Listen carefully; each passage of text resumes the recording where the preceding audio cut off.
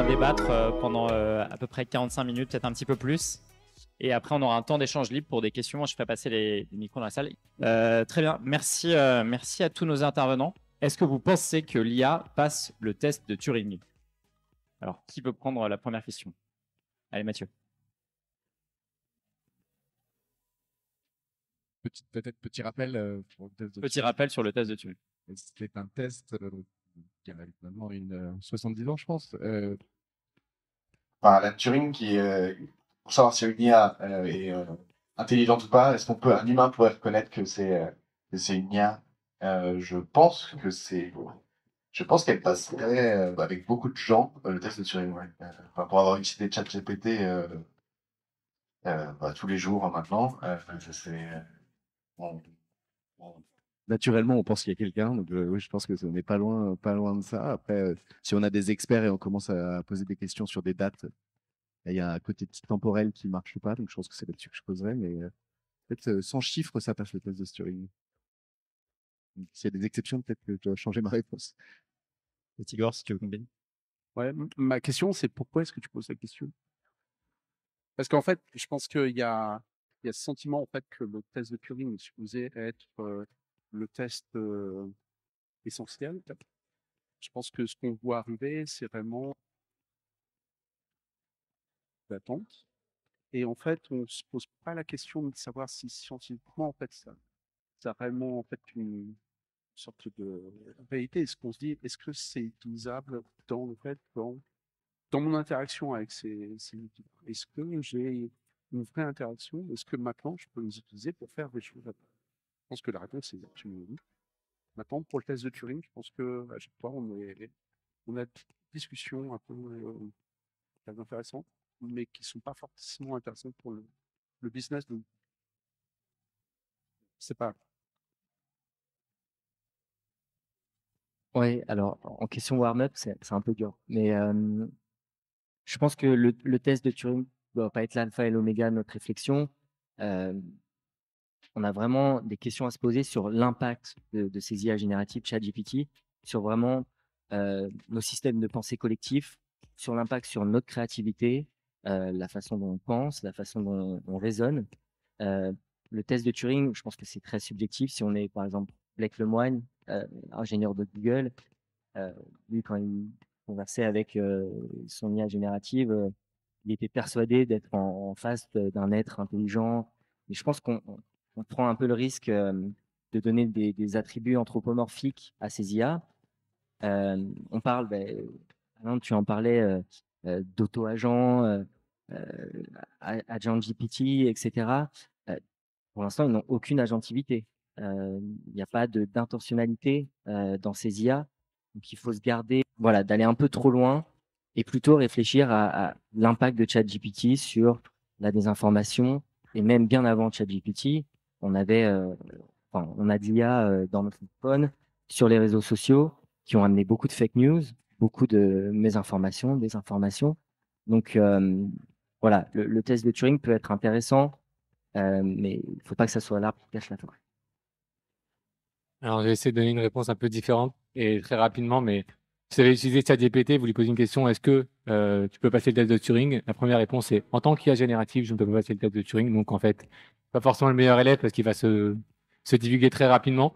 Mais voilà, donc c'est clair qu'en tout cas, c'est pas uniquement le seul objectif et qu'aujourd'hui, on s'y rapproche, même si on n'est pas encore complètement arrivé. Merci beaucoup. Donc, peut-être une question complémentaire. Il y a un peu un débat dans la communauté scientifique. Et donc, Igor, ma question est peut-être pour toi. Sur finalement, est-ce qu'on considère dans quelle mesure ces technos qui arrivent sur le marché sont pour toi une révolution? Moi, quand j'écoute par exemple Yann Lequin ou Luc Julia, ils se posent plutôt comme un espèce de conservateur, je vais l'appeler ça comme ça, sur le fait qu'en fait ça a été plutôt une évolution et une suite logique.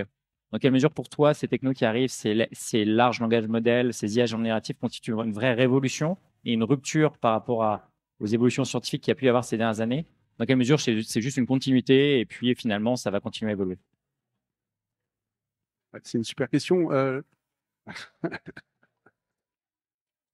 Je pense que Yann et Luc disent des choses extrêmement intéressante, extrêmement intelligente. Je pense que il y a une sorte de tropisme, hein, qui vient de quand on est trop près de certaines technologies, en fait, on ne voit pas réellement l'impact que ça a du point de vue sociétal. Moi, ce que je vois, c'est qu'en fait, avant le mois de décembre, c'était compliqué pour nous d'expliquer en fait ce que c'était que les LLM à beaucoup de gens, en fait, n'importe où. En fait. Et que depuis ChatGPT, en fait, on est un peu has-been si on ne sait pas ce que c'est. En fait. Donc, la grande question qu'il faut se poser, c'est est-ce que ces limites-là sont importantes pour une partie de leur utilisation en ce moment? Et donc, je ne sais pas. Je pense que, par exemple, on a vu avec AutoGPT et Baby AGI, qui sont des projets qui ont à peu près 2 semaines et demie, en fait. Ouais, en fait, les claques ont été proposées ce business. Donc, c'est des choses qui vont améliorer les LM d'une manière qu'on n'avait simplement pas vue il y a un mois. Et donc, en fait, la réalité de la chose, c'est que même des experts, en fait, que sont hier c'est bien parce qu'il y a une sorte de temporalité beaucoup plus longue pour eux, en fait. Mais la réalité de la chose, c'est que structurellement, on voit des choses arriver qu'on n'a simplement pas vu venir et qui sont maintenant directement utilisables du point de vue sociétal. Donc, moi, ma question, c'est super intéressant comme discussion, mais à la fin, il faut regarder les papiers que soutiendront Egal et Luc sur l'amélioration de ces LLM, quand ils sortiront, voilà, dans la partie scientifique, mais la réalité, c'est son utilisation. Très bien, le défi est lancé. Merci pour la réponse. Et je vais poser maintenant une question sur les cas d'usage. Donc ma question, peut-être qu'on va commencer par Anan, et puis après je te redonne la parole, Igor. Quels sont pour vous les cas d'usage les plus prometteurs pour les entreprises? On parle beaucoup de bots finalement. Mathieu a montré un exemple qui était plutôt un exemple autour de la génération d'images. Quels sont pour vous les premiers cas d'usage qui vont être mis en place? Est-ce que ceux-là, est-ce que ce vont être d'autres, et lesquels vont être les plus impactants pour vous?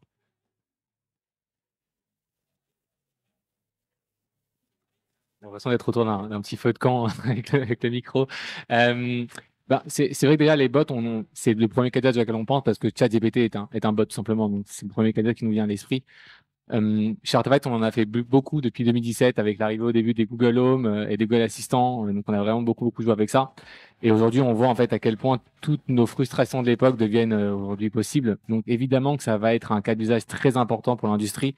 D'autant plus qu'aujourd'hui, ça se fait hyper facilement. Donc, on a fait plusieurs démos chez Artefact. En 48 heures, on set up un bot qui est connecté à la base de données, qui est connecté à la base de knowledge et qui répond à des questions de manière hyper pertinente.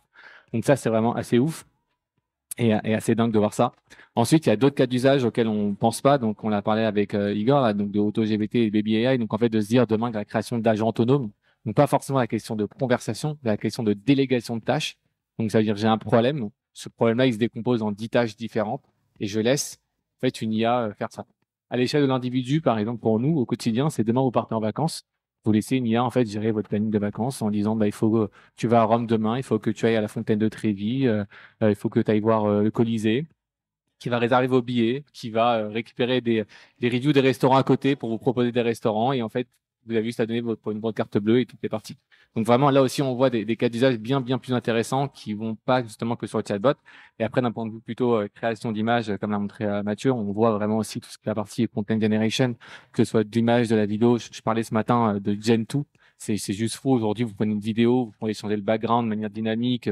C'est complètement fou. Beaucoup d'industries vont changer. Aujourd'hui, on pense beaucoup au chatbot, mais à mon avis, c'est que la partie à émerger de l'univers.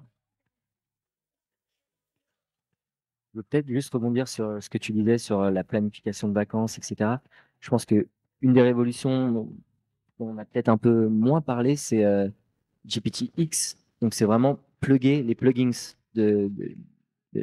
d'OpenAI sur Internet, sur des applications d'Internet, type Kayak, Booking.com, etc. Et je pense que là, il va y avoir une révolution dans l'environnement numérique où ces IA génératives peuvent devenir l'interface de communication pour naviguer sur le web. Et là, ça ouvre la porte quand même à beaucoup de possibilités. Et il y a quand même, si j'étais kayak.com, Booking.com, OpenTable, je me poserai des questions sur mon business model et je pense que ça va restructurer un petit peu tout cet environnement numérique parce que là, c'est en fait, OpenAI, Anthropic vont agréger les agrégateurs.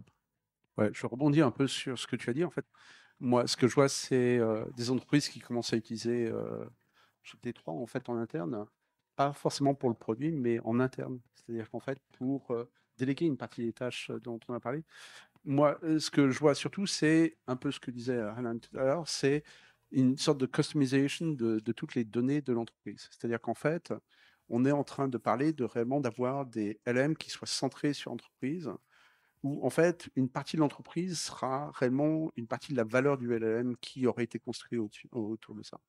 Donc la réalité de la chose, c'est que moi, je pense que localement, pour chaque entreprise, ce sera important d'avoir son propre LLM, sa propre infrastructure pour pouvoir générer tout ça.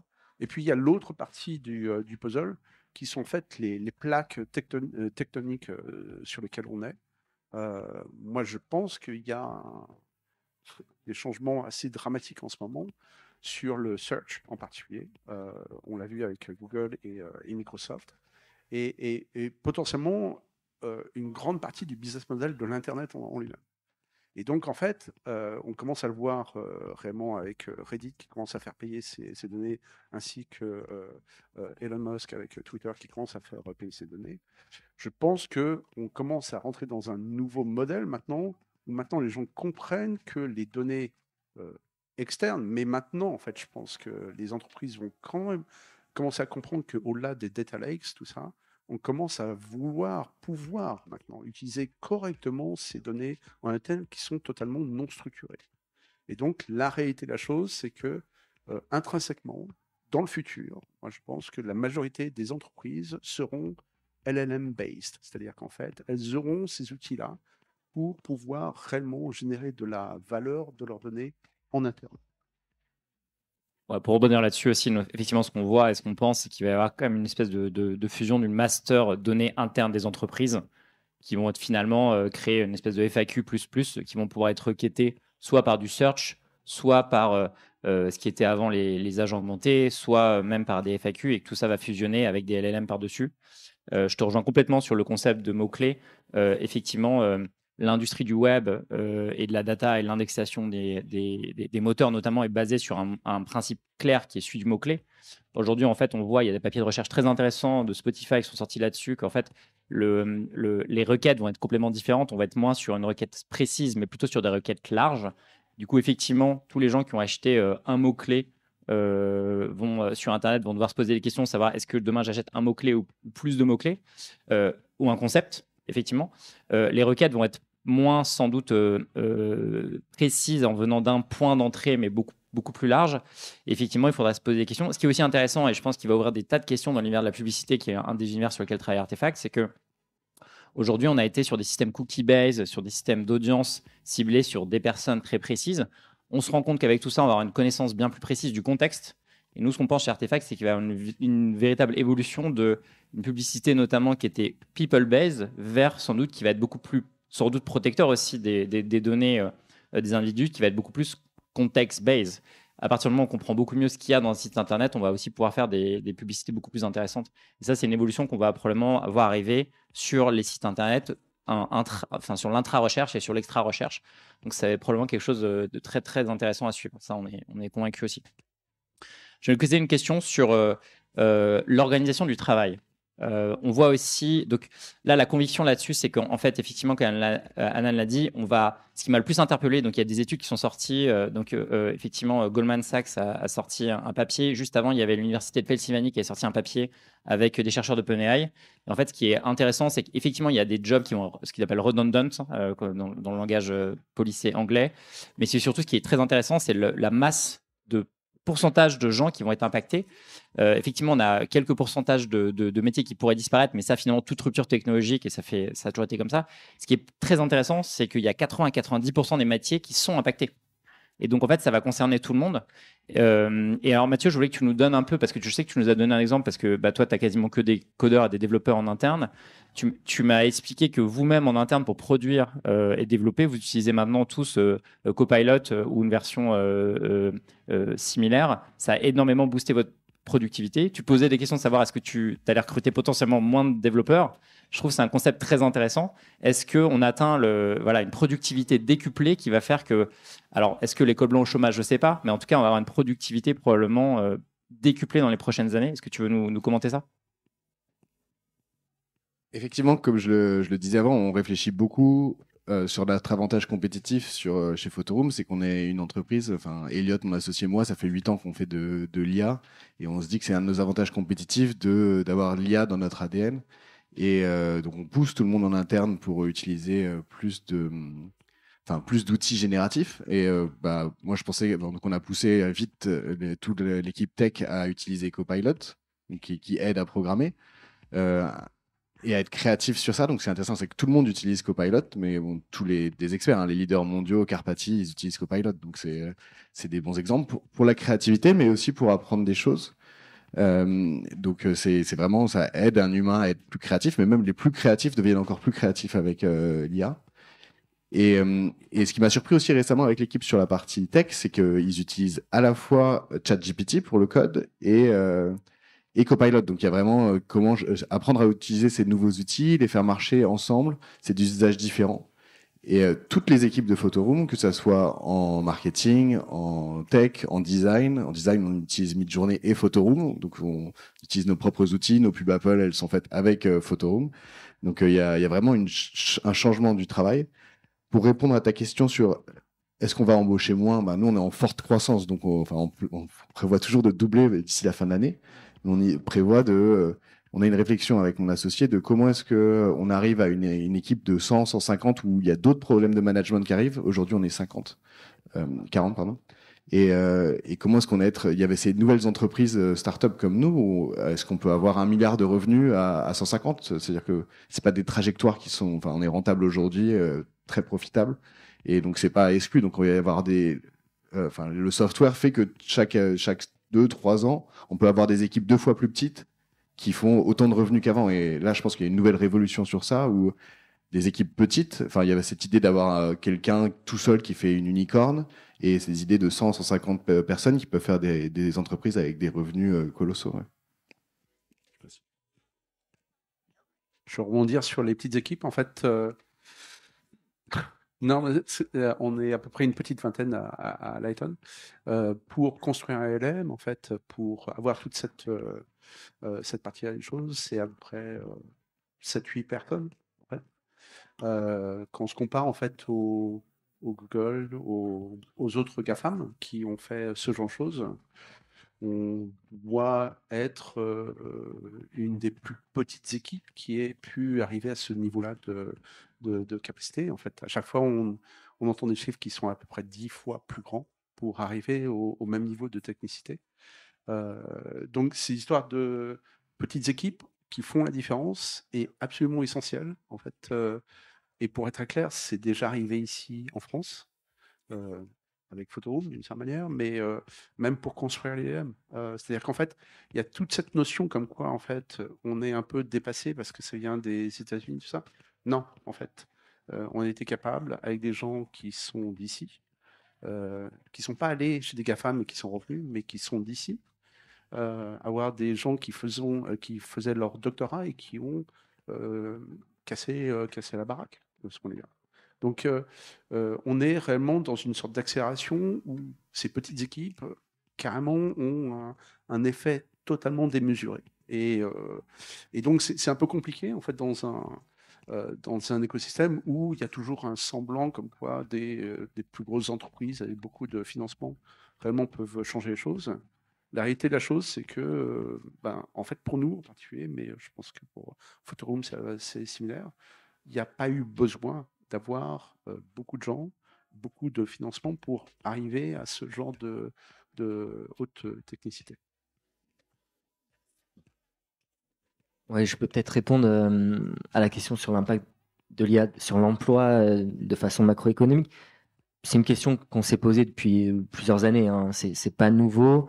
Il y a 10 ans, il y avait une étude américaine qui prévoyait 47% des emplois aux États-Unis remplacés par l'IA à horizon 20-30 ans. Donc on est à mi-parcours, on voit que c'est pas du tout le cas. Donc à chaque fois qu'il y a un peu une révolution technologique, même au sein de l'écosystème IA, on a des craintes sur l'impact de l'emploi. L'OCDE, il y a quelques années, avait plutôt tablé sur 14% d'emplois impactés. Donc, je pense qu'il faut peut-être plus réfléchir en termes de tâches. Comme tu le disais, l'étude qui disait 80%, l'étude récente d'OpenAI disait que 80% des emplois pourraient être impactés. C'est en fait 80% des employés sur 10% de leurs tâches. Donc voilà, je pense que l'approche par tâche est assez intéressante. Mais bon, ce qui est nouveau avec l'IA générative, c'est que des métiers qu'on pensait un peu intouchables par l'IA commencent à être challengés. Donc des métiers créatifs, enfin voilà, on le voit avec Stable Diffusion ou d'autres applications comme ça. Donc là, il y a une vraie question à se poser. Est-ce que ces emplois vont être remplacés? Moi, j'aime bien, il y a un économiste très connu, Robert Reich, qui était conseiller politique de Clinton, qui parle de manipulateurs de symboles. Et il disait, à l'époque, il y a 20 ans, les manipulateurs de symboles sont l'avenir, ont l'avenir devant eux. Et donc, c'est ceux qui maîtrisent les mathématiques, par exemple, les financiers, les traders, mais aussi les avocats. Et là, on voit qu'avec l'IA générative, ces manipulateurs de symboles sont menacés potentiellement. Et pour l'instant, bon, je pense qu'on n'a aucune idée d'où on va aller. Il faut continuer à faire des études sur ça. On a, alors au sein du ministère du Travail, le Laboria, qui est une équipe dédiée à essayer de comprendre et d'étudier ces enjeux de l'IA sur l'emploi. Donc je pense qu'il faut travailler avec aussi France Stratégie, l'INSEE, l'OCDE aussi pour mieux comprendre tous ces impacts sur l'emploi. Merci. Je pense que celui-là, micro devrait fonctionner. On va rentrer dans le volet un peu limite et régulation, si ça vous va.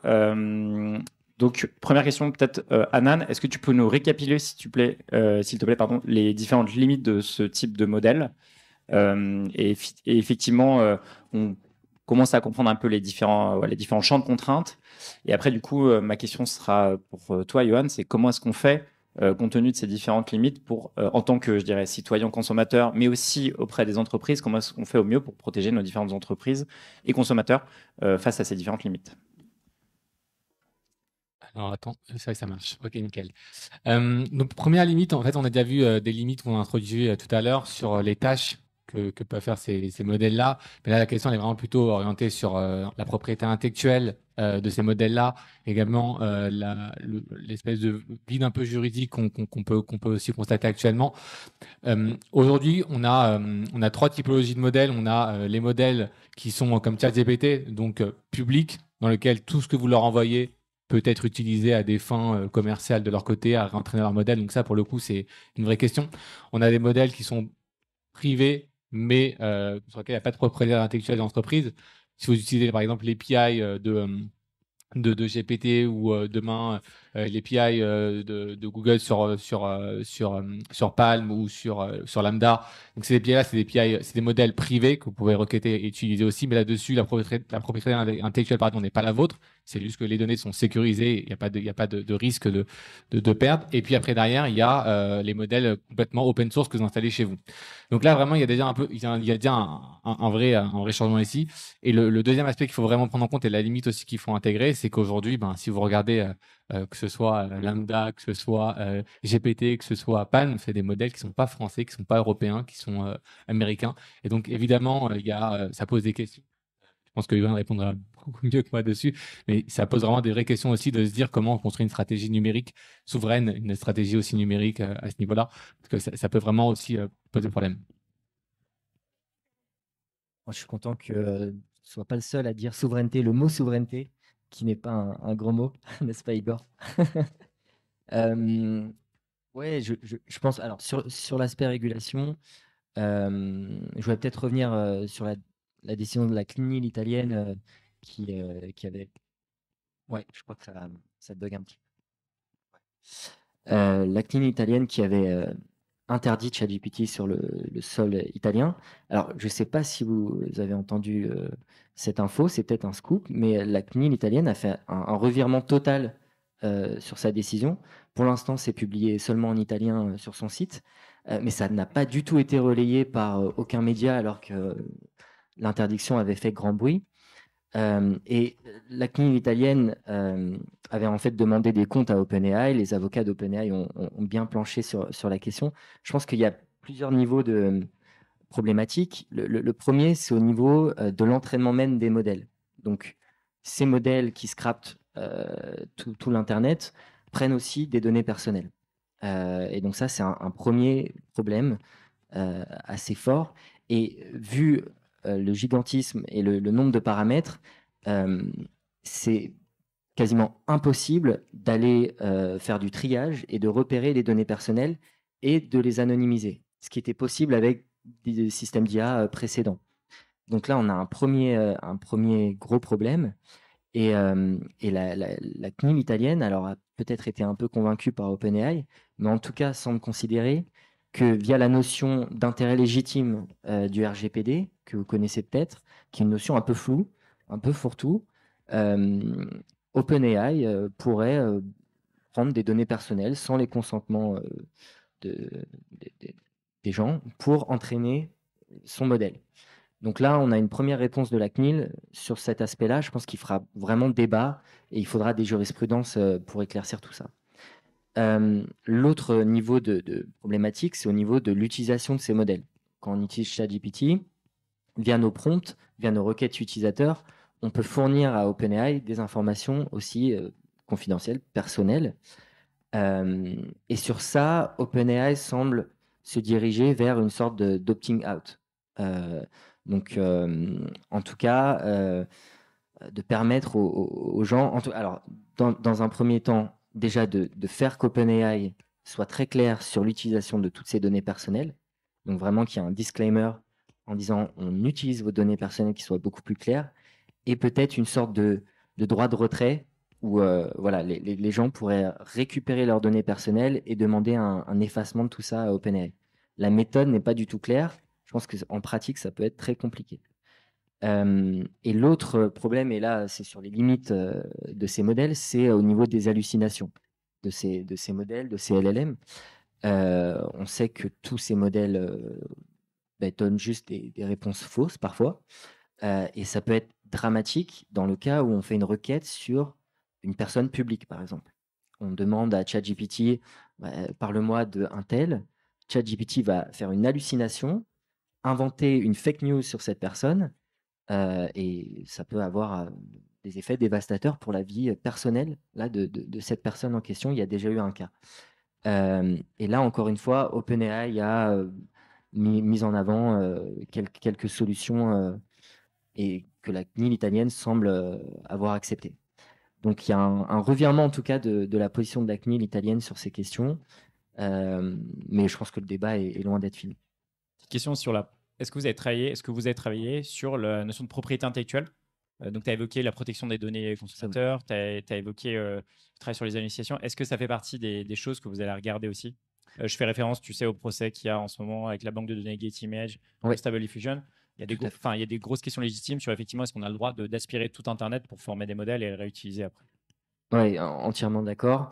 On réfléchit à ces questions. Je pense que ça va être un travail interministériel avec le ministère de la Culture, le ministère de l'Économie et des Finances. Donc, c'est dans le pipe. On y réfléchit.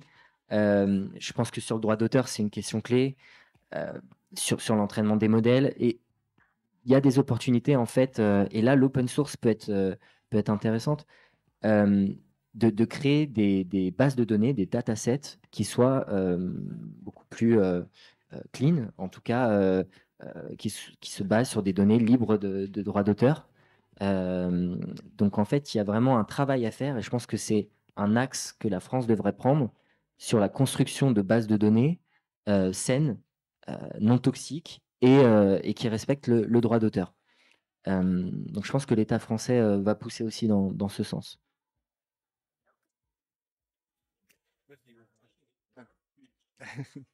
Je voulais rajouter juste un aspect sur les données personnelles qui est important de comprendre en produit. C'est que ce qui a fait que ChatGPT ou Midjourney ou Photoroom marchent aussi bien, c'est pas tant apprendre l'information personnelle de l'utilisateur, mais c'est ce qu'ils appellent le Reinforcement Learning Human Feedback, c'est de savoir quelle image est mieux que l'autre, quelle réponse est mieux que l'autre. L'IA n'a pas besoin d'apprendre des informations sur l'utilisateur et c'est important de séparer ces deux choses. Parce que cette révolution en termes de produits qu'on a ces derniers mois, c'est vraiment cet apport de on s'aligne avec l'humain et on comprend ce qui intéresse l'humain pour répondre. Et c'est savoir quelle est la bonne réponse, quelle est la bonne image, et pas savoir les données personnelles de. Enfin, c'est une donnée personnelle de savoir ce qu'on préfère, mais c'est pas de la vie privée aussi importante que ça. Et séparer les deux, je pense que c'est assez important en termes de régulateurs. Pour répondre à ça, entièrement d'accord. Sauf que ça coûte très cher quand même de faire ce reinforcement learning through human feedback. En tout cas, bon, ça coûte. Alors, peut-être pas sur la génération d'images, mais côté LLM, donc les modèles de langage, c'est quand même coûteux. Donc, il y a un coût d'entrée qui a l'avantage d'OpenAI et consorts.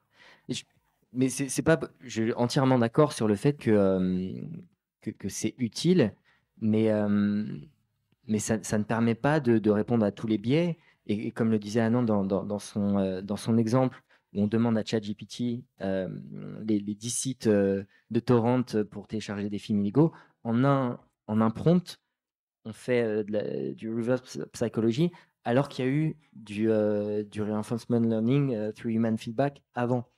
Donc, ça ne répond pas à tout non plus. C'est juste ça que je voulais dire. Et Anthropic a une approche assez intéressante avec ce qu'ils appellent constitutional AI, où là, en fait, ils incorporent en amont des guidelines au lieu de faire en ex ante du reinforcement learning. Bon, voilà, quelques pistes. Ouais, en fait,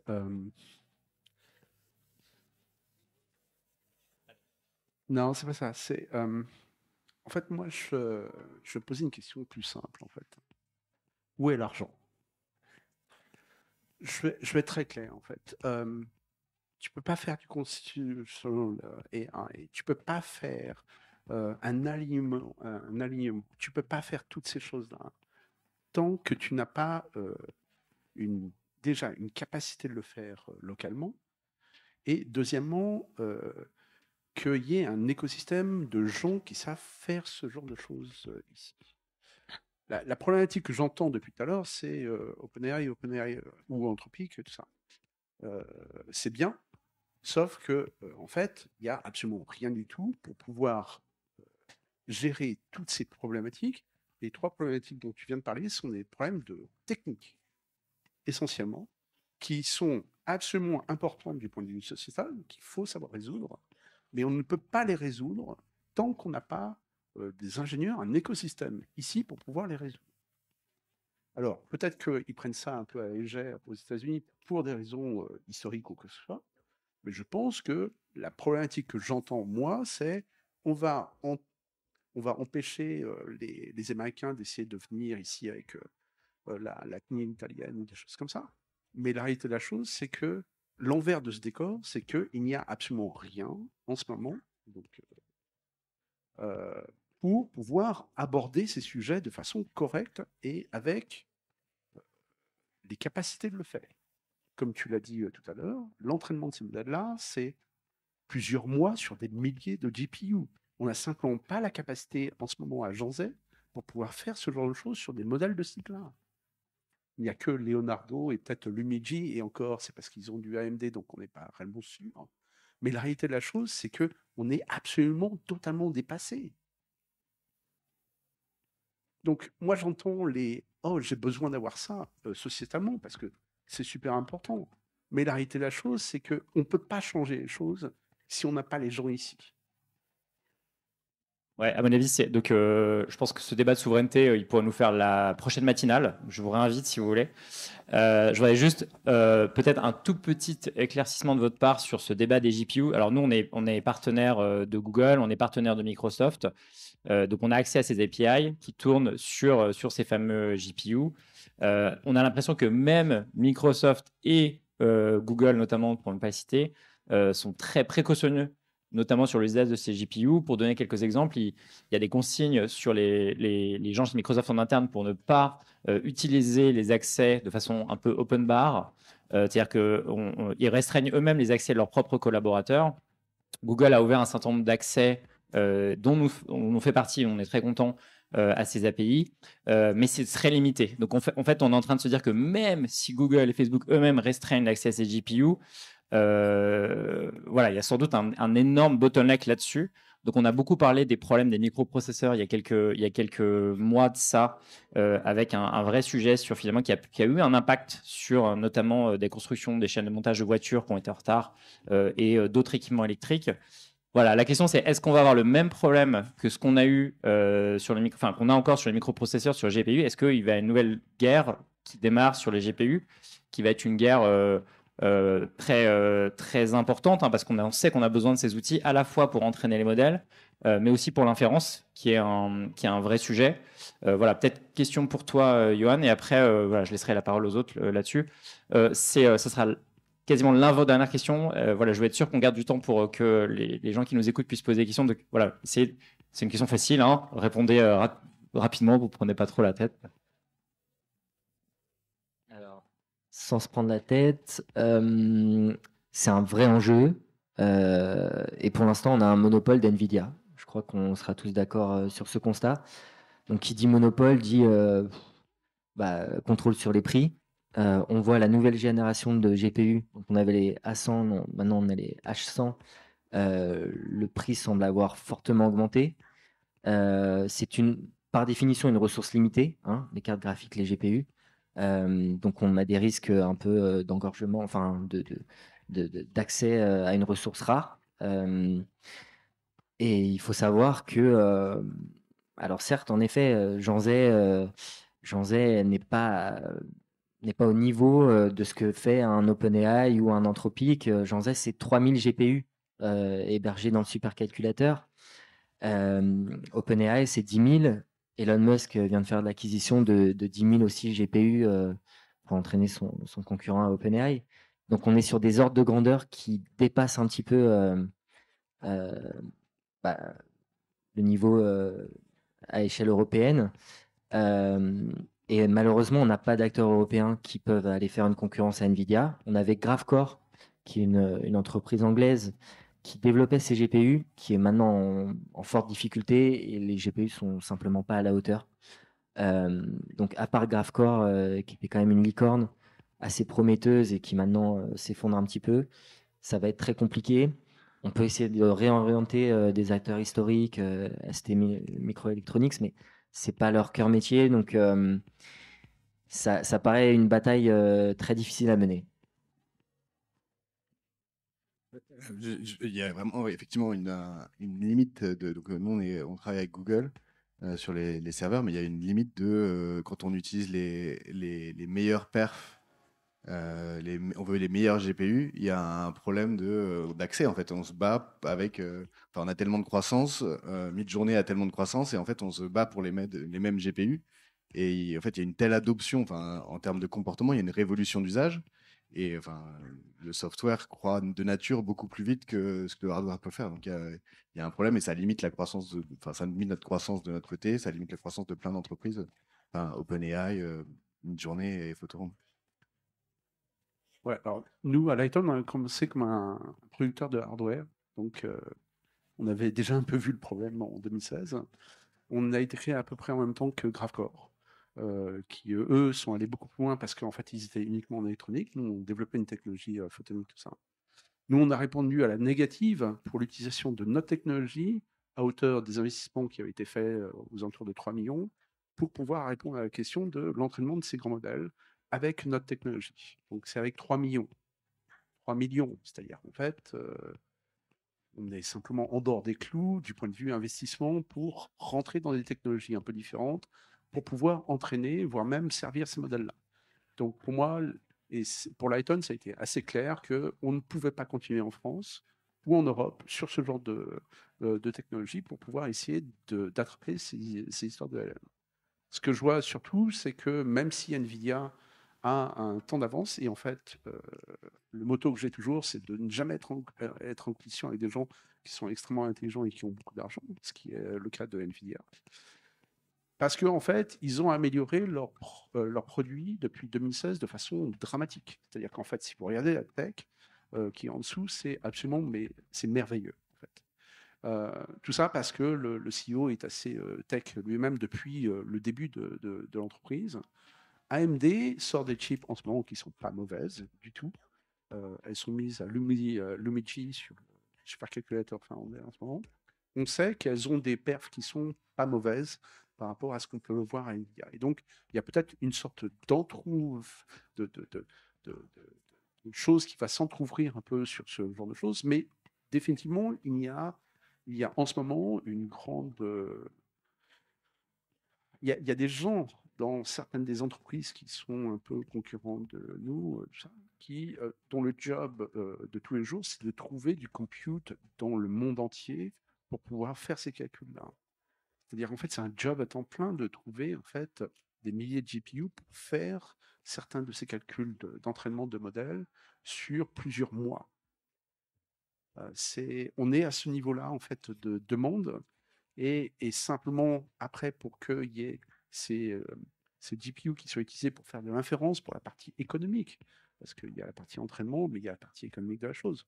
On voit cette explosion qui arrive des deux côtés et on ne sait pas où ça va arriver, parce qu'en plus de ça, c'est un truc beaucoup plus géopolitique. Vous savez ce qui se passe en ce moment en fait, avec Taïwan et la Chine, que TSMC est en fait le cœur de toute cette problématique. Si TMC a un problème de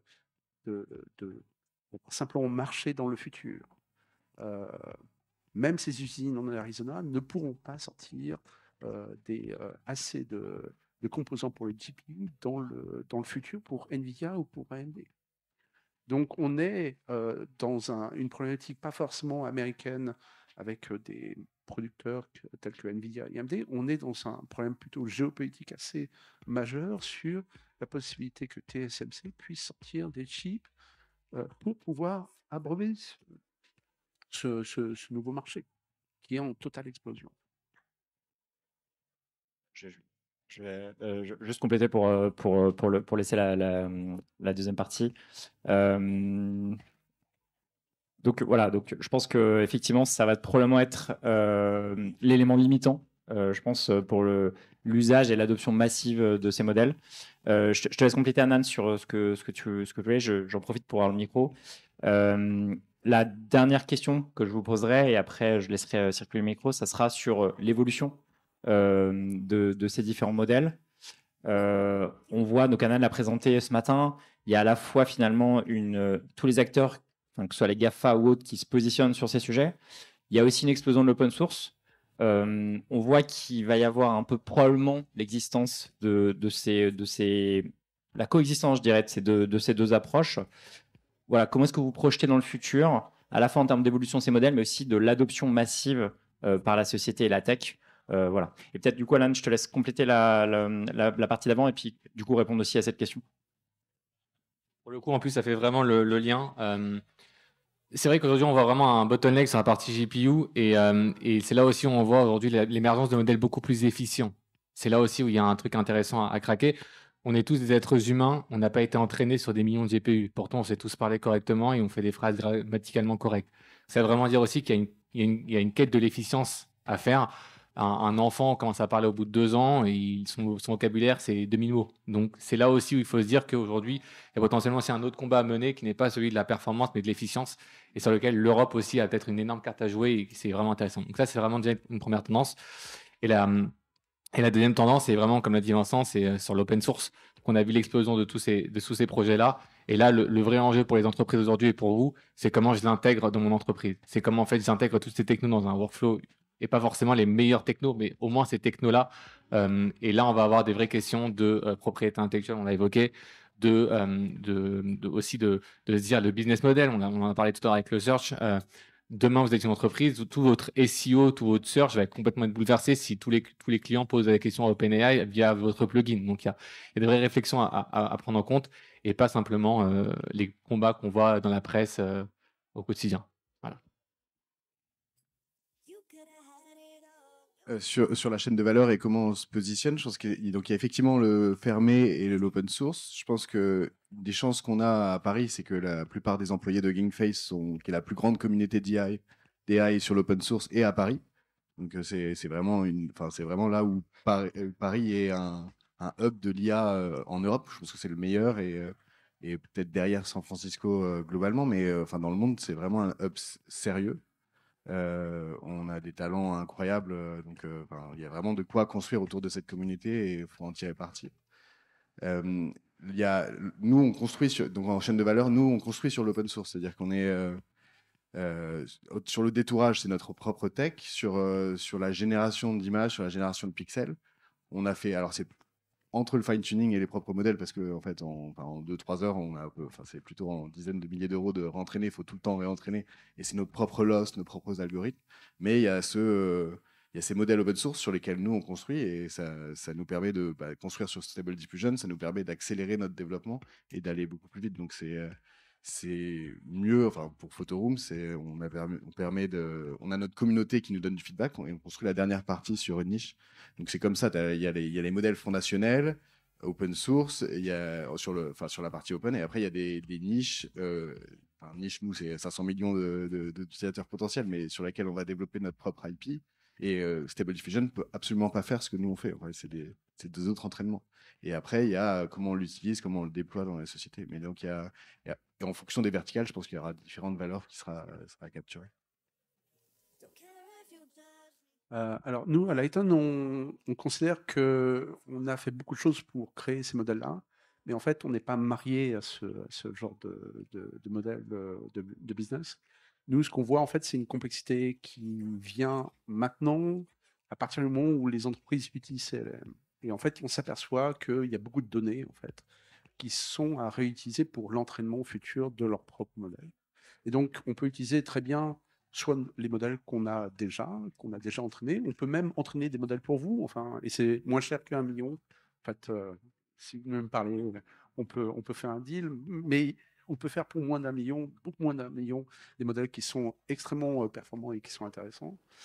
Mais essentiellement, on peut utiliser aussi de l'open source. Parce qu'on voit en fait que la plus grande complexité, ce sera comment est-ce que vous qualifiez vos données, comment est-ce que vous les réutilisez, comment est-ce que vous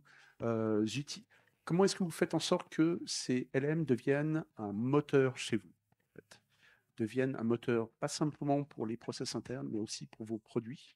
Et là, on pense en fait qu'il y a un univers qu'on a déjà vu, nous, puisqu'on l'a fait en interne, puisque on prend nos propres données et on les réutilise pour apprendre de nouveaux modèles ou fine-tuner des modèles qu'on a déjà. Donc, toutes les choses qu'on fait, nous, déjà en interne, qu'on a déjà fait depuis maintenant 1 an, sont des choses qu'on va voir apparaître dans toutes ces entreprises, tout simplement parce que c'est la finalité future. Ces LLM ne seront pas simplement les base models d'open source. Il faudra les customiser. Il faudra faire en sorte qu'ils soient beaucoup plus relevant à toute l'activité industrielle et intellectuelle qui se trouve dans l'entreprise. Et donc, voilà.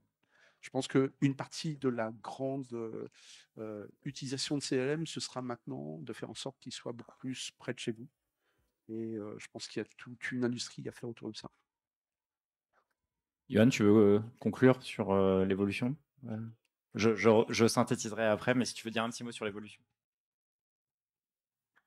Ouais, sur l'évolution open source versus propriétaire, je pense que la communauté open source sur l'IA générative notamment a vraiment été le véhicule de la révolution technologique qu'on voit en ce moment. Tu citais ce fameux papier Attention is all you need. Voilà, c'était en open source. Les Transformers aussi. Donc, la communauté a vraiment œuvré pour qu'ensuite d'autres acteurs s'emparent de ces codes, de cette recherche fondamentale pour créer eux-mêmes leur modèle en propriétaire. Après, moi, j'ai toujours une question sur la performance de ces modèles en fait open source qui sont sortis. Ça me paraît quand même être en deçà des modèles propriétaires. Alors, ça va peut-être changer avec Stability AI qui vient, je crois, hier de sortir leur modèle LLM en open source et qui paraît avoir des bonnes performances par rapport à du propriétaire. Donc, peut-être que les courbes vont se croiser. Là, ça serait vraiment intéressant de voir comment tous les acteurs réagissent. Et puis, je voulais aussi mentionner cette initiative européenne qui est portée par Lion avec Open Assistant. Donc, ils ont créé une base de données de très bonne qualité avec quand même beaucoup de paramètres. Voilà, totalement en open source pour entraîner un chat GPT à l'européenne. Donc voilà, la communauté open source est importante. Après, je pense que Google se mord un peu les doigts d'avoir au début mis tout ça en libre accès. Il y a aussi un mouvement de refermeture de tout ça. GPT-3 était un peu ouvert, GPT-4 totalement fermé. GPT-5, voilà, je pense que ça suivra la même direction. Donc, voilà. Entendu, merci. Bah, écoutez, merci pour tout ça. Donc, on a quand même, voilà, on a essayé de vous brosser un petit peu d'où venaient ces différents algorithmes, qu'est-ce qui faisait qu'en fait, ils étaient assez différents, l'impact pour les entreprises, l'enjeu de se positionner avec une régulation qui soit tout de même assez forte parce qu'on voit les impacts, notamment sur les consommateurs, sur les citoyens en termes de protection des données, notamment. L'importance des sujets, alors je sais pas, de souveraineté, d'autonomie, ça dépend comment on va se positionner, mais en tout cas, l'importance cruciale pour l'entreprise d'avoir un certain contrôle sur ces modèles, que ce soit open source peut-être demain avec des modèles plus légers qu'on pourra faire tourner soi-même sur ses propres infrastructures, ou finalement via un certain niveau de confiance qu'on pourrait avoir avec des API propriétaires, avec des modèles français ou d'autres, mais avec toujours un certain niveau de confiance. Voilà, donc on a brossé ce matin un petit peu tout ça. On serait ravi maintenant de prendre quelques questions. On a prévu un quart d'heure d'échange. Donc voilà, on va vous faire circuler les micros si vous avez. Je vois qu'il y a déjà des questions ici. Bonjour Geneviève Petit Web, merci beaucoup, c'était passionnant. J'ai deux questions. Où sont les femmes? Et puis, où est Amazon? Vous en avez très peu parlé. Là, je suis pas sûr de comprendre la première question des femmes parce que pour le coup, on n'a pas vraiment fait de référence dessus, mais sur Amazon en particulier, donc on a vu Amazon s'est positionné sur les LLM de manière assez différente par rapport aux autres concurrents. Donc, il y a eu d'abord le positionnement d'Amazon sous forme de technologie de host. Donc, on l'a évoqué tout à l'heure. En fait, il y a le fait de pouvoir entraîner un modèle, le fait de pouvoir le fine-tuner, le fait de pouvoir l'héberger. Et donc, Amazon s'est très rapidement positionné sur la partie hébergement. Donc, c'est un acteur clé du cloud. Et donc, évidemment, ils se sont positionnés dessus. Et depuis, ça grimpe un peu. Donc, depuis quelques jours, on a vu aussi l'annonce de Amazon avec sur leur propre modèle de LLM qui est disponible. Alors, j'ai oublié le nom. Exactement, tout à fait. Et donc, qui est en fait un consortium de plusieurs modèles open source et de modèles non open source qui sont hostés sur AWS et qui vont être disponibles au même titre que le modèle Garden de Google, au même titre que la suite Azure OpenAI. Donc, évidemment, tout le monde se positionne dessus et évidemment que Amazon aussi rentre dans la course. Juste sur la question où sont les femmes, on se la pose aussi au ministère de l'économie. Et dans ces 700 millions pour investir dans la formation dont je parlais précédemment, on axe sur des projets qui essayent d'aller former des ingénieurs au féminin, des chercheuses. Donc il y a vraiment, je crois que c'est un problème identifié de sous-représentation d'un public féminin dans la tech en général et dans l'IA en particulier. Donc, c'est une thématique qu'on a bien en tête et vraiment, via notre AMI, donc l'appel à manifestation d'intérêt, on privilégie des projets éducatifs qui font la part belle à la formation et à l'attractivité d'un public féminin. Alors, je voulais juste préciser que la CTO d'OpenAI est une femme. Elle s'appelle Mira Mourati. Voilà, c'est une chercheuse qui est brillante. Voilà. Après, la sous-représentativité des femmes dans les LLM ou les AI génératives, je pense, c'est la même que la sous-représentativité des femmes dans la data science de manière générale. Je ne pense pas qu'il y ait plus ou moins. C'est un problème qui existe depuis voilà, des dizaines d'années, sur lequel on travaille tous. Ce soir ici, si ça t'intéresse, on a une conférence sur comment est-ce que on peut encore contribuer, notamment à accueillir plus de femmes dans la tech. C'est ce soir chez Artefact, c'est la deuxième partie de la journée. Je suis ravi de t'inviter si ça t'intéresse. Mais voilà, je dirais que c'est un problème général et que voilà, il faut continuer à travailler sur ce sujet qui est évidemment hyper important. Alors, en fait, pour AWS, en fait, c'est comme pour Google et pour Microsoft. On s'aperçoit que ces LLM vont devenir tellement essentiels pour leurs clients qu'ils ne peuvent pas ne pas investir là-dedans. Donc, Bedrock vient d'être sorti il n'y a pas bien longtemps, avec plusieurs références à des modèles qui sont en train de se faire en fait en ce moment à Amazon. Mais d'une certaine manière, je pense que tous les acteurs du cloud, et ça n'inclut pas simplement les trois premiers, en fait, ça inclut beaucoup d'autres, ont un intérêt vital à avoir cette technologie chez eux. Ça veut dire aussi qu'ils soient équipés en fait de GPU qui soient capables. Et c'est pour ça qu'on voit en fait certains acteurs français commencer à s'équiper de ce genre de GPU en ce moment. Mais nous, on pense que c'est si ces cloud providers loupent ce virage, c'est fini pour eux. On a été dans des discussions où on avait 2 représentants de 2 de ces grands clouds avec un client et on avait des discussions assez claires sur le fait que le client allait aller sur l'autre cloud simplement pour ce genre de technologie. Donc c'est absolument vital que ces gens-là prennent ce virage vite. Pour la représentativité des femmes, je pense. Alors moi, je suis aussi le cofondateur du Paris Machine Learning Meetup. On a plus de 8000 personnes qui sont abonnées en fait à ce meetup. On a 10 ans d'existence en 2023. On a eu plus d'une centaine de meetups. Exactement ce que tu viens de dire, c'est-à-dire qu'il y a une sorte de sous-représentativité des femmes dans ce métier-là en particulier. Et moi, ma question, c'est que fait le gouvernement par rapport au niveau 3e jusqu'à terminale? Vous savez qu'il y a eu un décrochage dramatique en mathématiques. Moi, j'ai vécu personnellement pour ma fille, de gens qui, des femmes qui n'ont pas été aiguillées correctement parce qu'il y a une confusion absolument totale de la réforme récente de tout ce qui va jusqu'au bac. Je trouve ça absolument scandaleux. Et pour être très clair, dans le futur, on aura moins de femmes à cause de ça. Donc moi, je suis absolument étonné qu'à la fin, on pose des questions à des acteurs économiques qui ne sont que le réceptacle de toute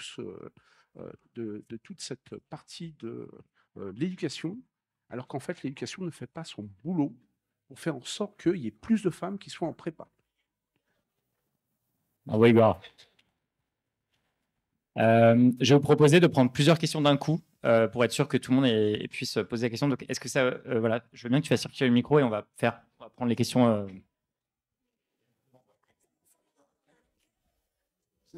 Oui, bonjour. Moi, je suis de Pôle emploi et je me pose la question de la question de l'inclusion par rapport au public, un peu qui ont des difficultés d'accès justement aux services, les personnes handicapées, les autistes. Et du coup, la question, c'est qu'est-ce que l'IA générative pourrait apporter pour faciliter l'accès de ces publics non seulement à leurs droits, par rapport à la digitalisation de tous les services publics. Bonjour, Manuel Moraguest du Média Industrie et Technologie. Merci pour cette présentation super intéressante. 2 questions autour de peut-être la question clé de l'usage en vrai de ces IA génératives. La première, sans vouloir faire le rabat-joie, c'est les hallucinations. je m'interroge quand même sur jusqu'où on peut utiliser dans ces process internes ou dans ces produits, pour prendre vos termes, une IA générative qui, peut-être une fois sur 100, va raconter n'importe quoi, donner un mauvais chiffre, une mauvaise info, ou je ne sais pas si ça peut faire pour les images. Donc la première question, c'est vous qui avez expérimenté en interne et dans vos produits ces IA génératives, où vous voyez les problèmes se poser? Comment est-ce que vous avez vu des limites ou des façons de corriger ça?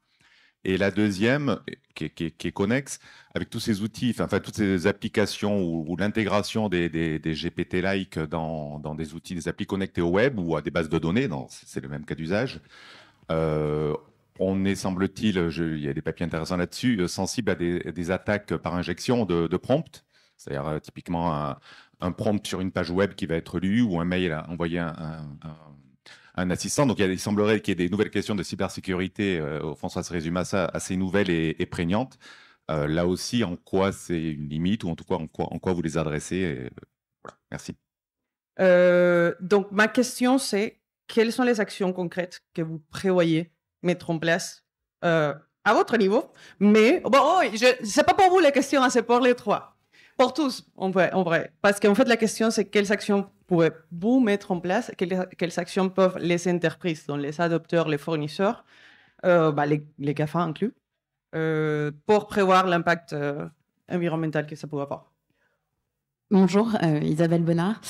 Du coup, ma question, c'était peut-être plutôt pour Johan sur le rôle de l'Europe versus la France sur les parties réglementaires concernant le scrapping et aussi pour l'investissement dans la souveraineté et les GPU. Voilà. Plein de questions hyper intéressantes qu'on va essayer de traiter, du coup, si on veut respecter le timing, en 4 minutes.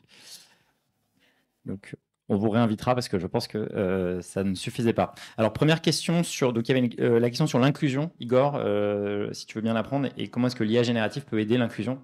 Si tu peux faire le... En fait, il y a déjà des projets qui existent, mais qui n'étaient pas super automatisés. En particulier, il y a un projet qui s'appelle, au sein de l'UNA-PEI, donc une organisation qui s'occupe du handicap en France, qui est assez large, qui s'occupe de voir dans quelle mesure on peut faire du langage simplifié. Un des grands problèmes de l'accessibilité en fait des personnes qui ont des problèmes justement d'accessibilité, c'est de ne pas comprendre réellement ce qui est fait. Et donc pendant très longtemps en fait, il y a beaucoup de volontaires qui simplifiaient les textes, c'est-à-dire on a un texte administratif ou on a un texte de pub et en fait on a ce qu'on appelle le FALC, facile à lire et à comprendre, qui est en fait une sorte de nouveau langage qui simplifie la chose. Bon, ça en fait, je commence un peu à parler à l'UNPI, mais c'est super facile à faire. C'est-à-dire qu'en fait, on prompte ces modèles de langage, on prend le texte qui est compliqué et on le rend facile à lire. C'est un peu, pour moi, un des gros side effects de ce genre de choses, c'est qu'en fait, avant, c'était super compliqué parce qu'on était obligé d'avoir beaucoup de gens qui contribuent à ce genre de choses et à la fin, il y a des limites à tout. Hein. Tuer ces gens qui sont impactés par ces choses-là parce qu'ils ont des enfants qui sont handicapés, ils ont déjà bien beaucoup de choses à faire. Si en plus ils doivent contribuer de façon intellectuelle à ne plus travailler pour justement faire ce genre de choses, c'est un gros problème sociétal. Et là, en fait, ces modèles-là ont réellement la capacité directe, instantanée, de potentiellement changer totalement la nature même de la transcription entre le langage naturel qu'on comprend tous et comment est-ce que ça peut être translaté, enfin traduit en langage facile à lire et à comprendre.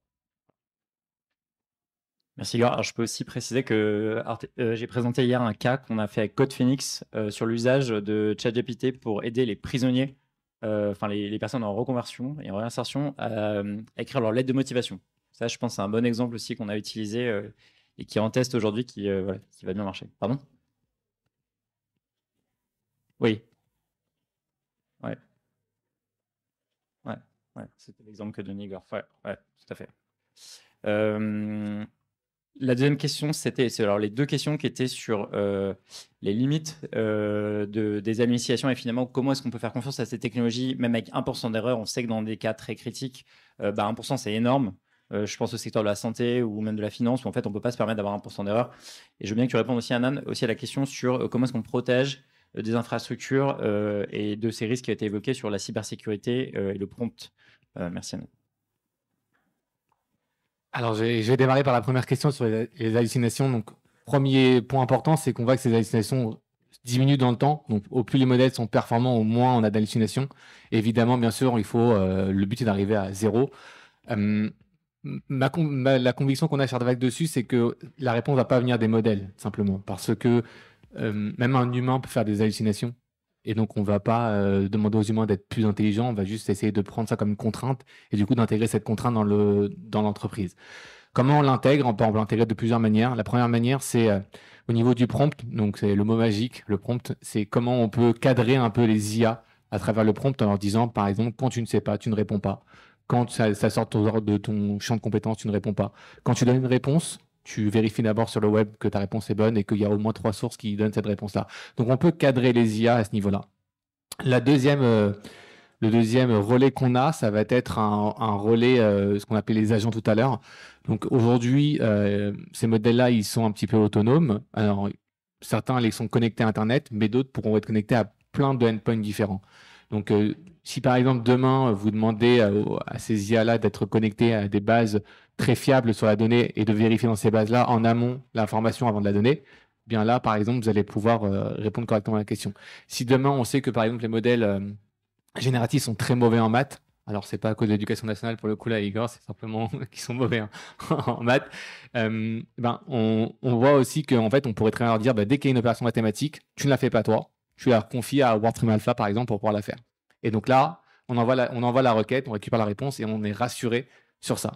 Et après, le troisième volet, c'est qu'on a aujourd'hui des modèles qui sont entraînés pour améliorer les modèles. Ça veut dire qu'on a du fact-checking, ça veut dire qu'on peut demander à un LLM, qu'une fois qu'il a réalisé sa requête, d'aller s'auto-checker à travers différentes sources. Donc, on a un troisième process de vérification. Donc, ça, c'est pour la partie hallucination. Évidemment, on va toujours en avoir. Évidemment, on ne pourra jamais avoir le risque 0, mais on va pouvoir s'en rapprocher au plus avec ces différentes technologies et évidemment l'amélioration des LLM de manière générale. Sur la partie cybersécurité, c'est un très bon sujet, je pense assez nouveau pour le coup, parce que on va avoir en fait plein d'arnaques qui vont arriver et plein de problèmes de cybersécurité parce que si cette donnée elle est disponible pour entraîner les modèles, on peut y foutre n'importe quoi et derrière un peu faire ce qu'on veut. Donc là, en toute transparence, on a vu des premiers travaux qui ont été mis en place par les entreprises de cybersécurité.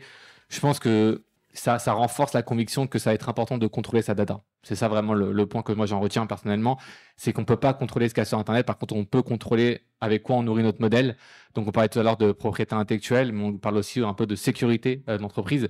Et donc si demain vous avez votre propre LLM qui est entraîné sur vos données à vous, le risque si tu veux de prompt injection, il ne va pas vraiment être là parce que derrière c'est les données de l'entreprise. Donc il y a aussi des questions, je pense, qui vont être répondues à travers cette appropriation par les entreprises des modèles. Et évidemment, je pense que l'avenir et les arnaques qui vont arriver nous renforceront et nous rendront meilleurs. Je voudrais aussi saluer, du coup, pour le coup, le travail des API privées d'Azure, parce que c'est vrai que Azure a accueilli OpenAI sur ses infrastructures, l'équivalent de Google qui a aussi fait un énorme travail. Et donc là, pour le coup, c'est un travail continu de Google, d'Amazon, de renforcer la cybersécurité. Et là, le requêtage de l'API est censé être beaucoup plus protégé dans ces cas-là. Comme chez Lighton, que je cite avec plaisir également.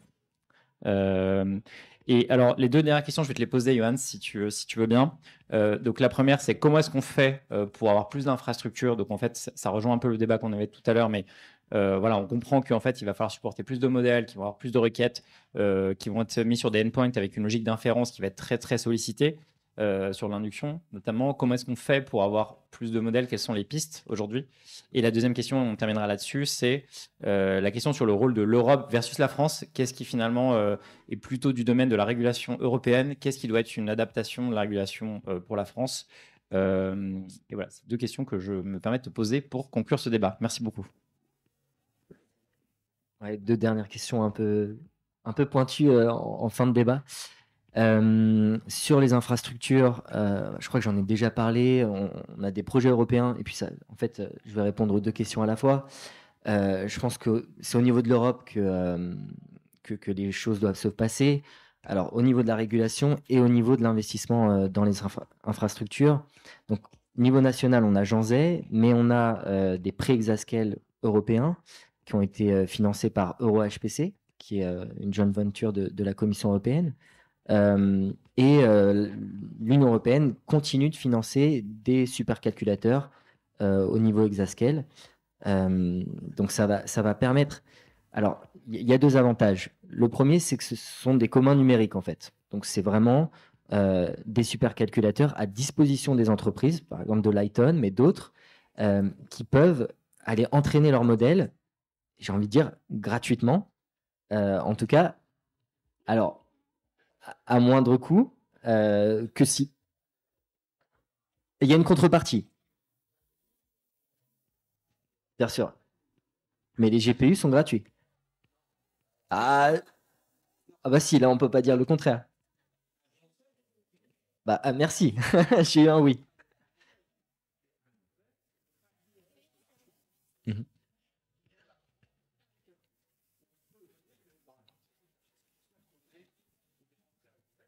Tout à fait. Mhm.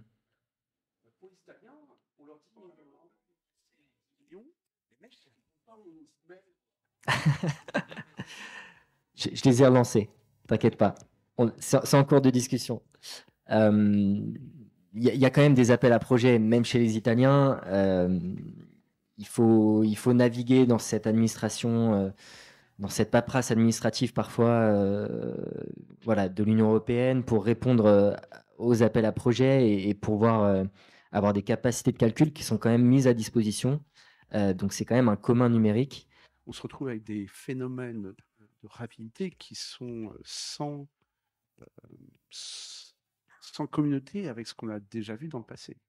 Et donc, moi, je demande, en fait, personnellement, de faire attention à de ne pas super réguler parce que, en plus, il y a le bruit de la Silicon Valley qui fait que, à chaque fois qu'on entend des histoires un peu bizarres, on sait qu'à la fin, il y a le réceptacle européen qui va surréguler sur ce genre de choses, alors qu'en fait, ces problèmes-là seront...